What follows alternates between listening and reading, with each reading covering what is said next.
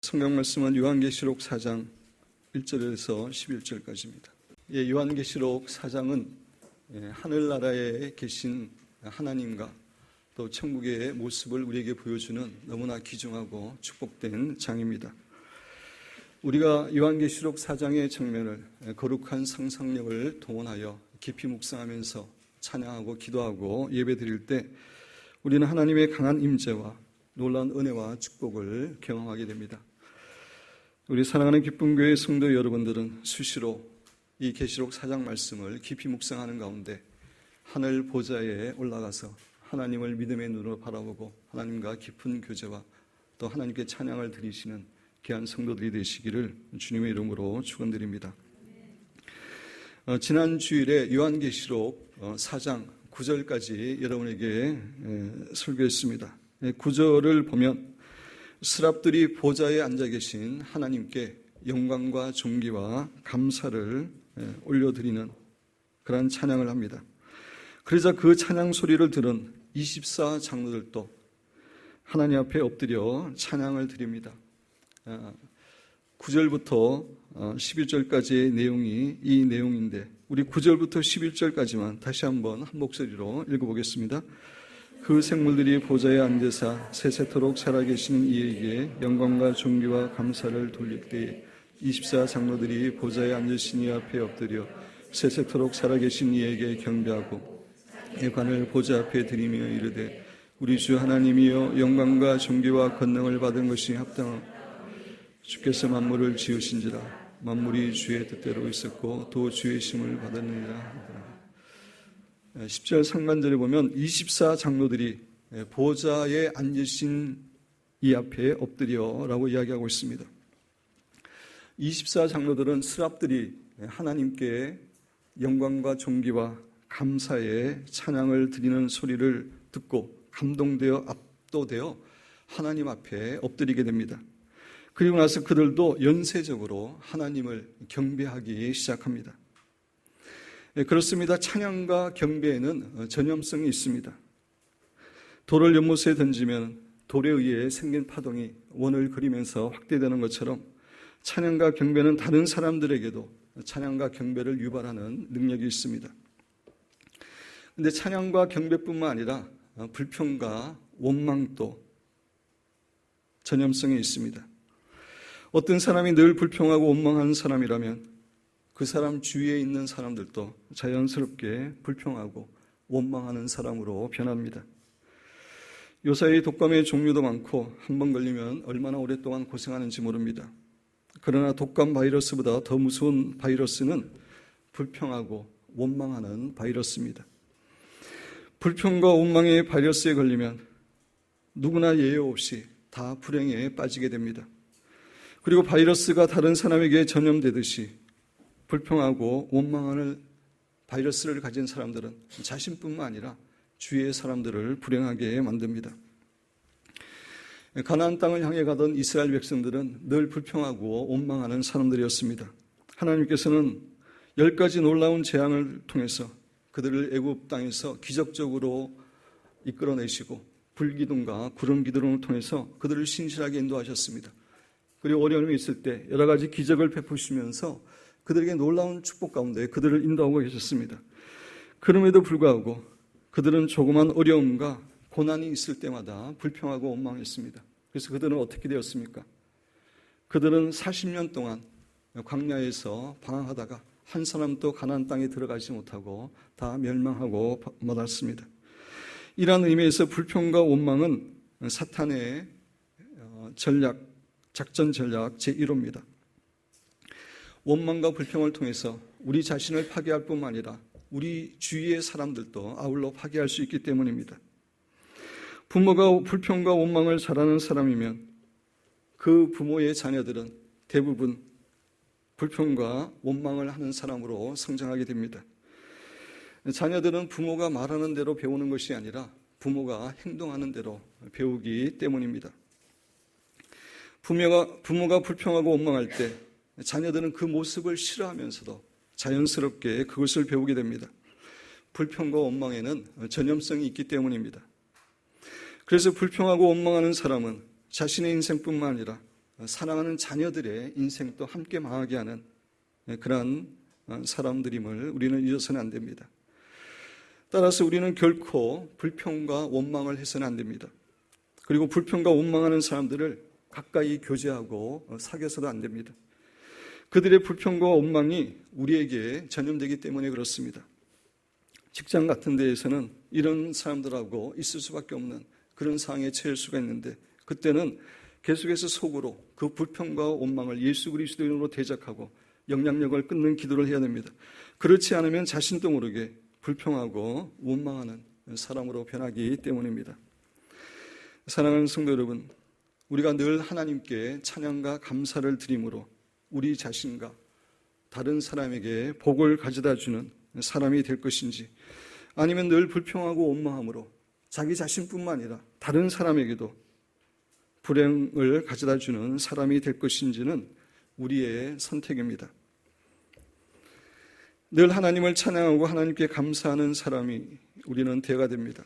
우리가 하나님을 찬양하고 감사할 때 우리는 긍정적이고 참으로 만족하는 인생을 살게 됩니다. 인생은 우리가 무엇을 보느냐, 어떻게 보느냐에 달려 있습니다. 찬양하고 감사하는 사람은 언제나 밝은 면을 바라보게 되어 있고 하나님께서 이미 자신에게 주신 것에 초점을 맞추게 되어 있습니다.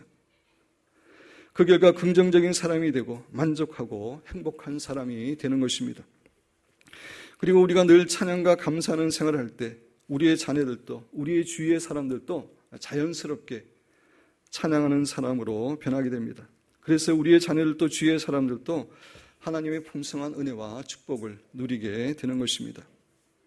사랑하는 여러분과 저는 늘 하나님께 찬양과 감사를 올려드림으로 하나님께 영광 돌리고 하나님의 복을 누릴 뿐만 아니라 우리의 주위에 있는 사람들에게도 찬양과 감사를 전염시켜서 그들도 하나님의 풍성한 은혜와 축복을 누리게 하는 복된 성도가 되시기를 주님의 이름으로 축원드립니다.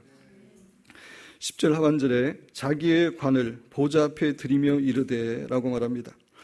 24장로들은 찬양할 때 단지 입으로만 찬양을 하지 않았습니다. 그들은 그들의 관을 하나님 보좌 앞에 드리며 찬양을 했습니다. 여기서 관은 금면류관을 이야기합니다. 제가 일전에 헬라어에는 면류관을 의미하는 단어가 두 가지 있다고 말씀드렸습니다. 하나는 디아데마라고 하는 단어인데 왕이 쓰는 면류관을 의미하고, 또 하나는 스테파노스인데 경기에서 최후까지 승리한 사람에게 주는 면류관을 의미합니다. 오늘 본문 말씀에서 사용된 단어는 스테파노스입니다. 따라서 이 금면류관은 적당한 신앙생활을 한 사람은 결코 받을 수 없는 것이고, 자신의 목숨을 걸고 믿음을 지키고 끝까지 승리한 사람들만이 받을 수 있는 귀한 것입니다. 어떤 신자들은 이 금면류관을 받기 위해서 화형을 당했고, 어떤 사람들은 사자들의 밥이 되었고, 또 어떤 사람들은 톱에 쓸려 죽었습니다. 그렇게 해서 정말 귀하게 받은 이 금면류관이기 때문에 자신의 생명처럼 귀한 것이었습니다. 그런데 24장로들은 그렇게 귀한 금면류관을 하나님 앞에 보좌 앞에 내어놓고 하나님께 찬양을 드리고 있습니다. 그렇습니다. 진정한 경배와 찬양은 우리의 가장 귀한 것을 아낌없이 하나님께 드리는 것입니다. 경배라는 단어가 나오는 다른 한 곳은 마태복음 2장 11절입니다. 우리 한번 펴보겠습니다. 마태복음 2장 11절입니다.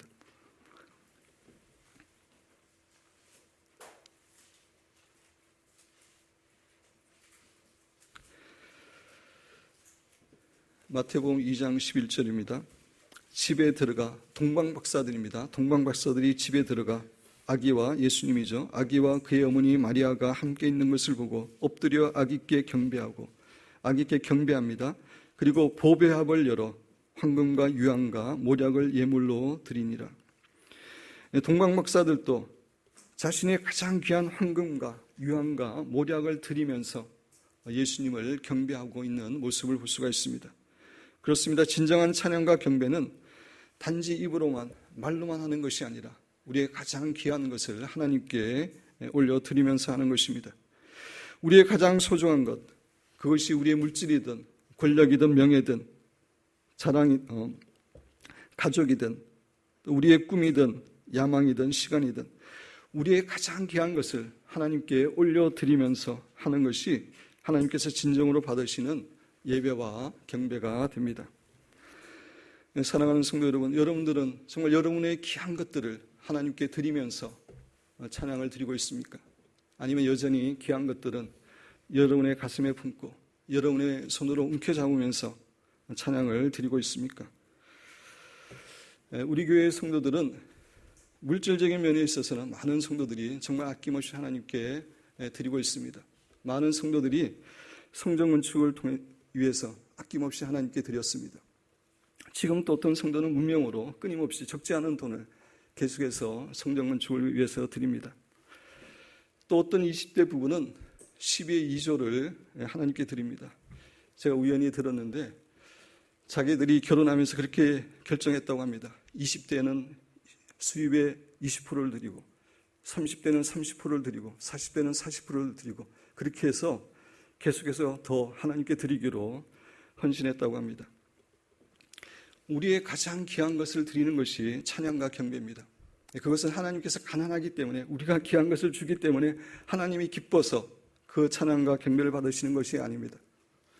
하나님은 엄청난 부자십니다. 온 우주 만물을 창조하신 분이고 하늘나라의 보도블록이 황금으로 되어 있습니다.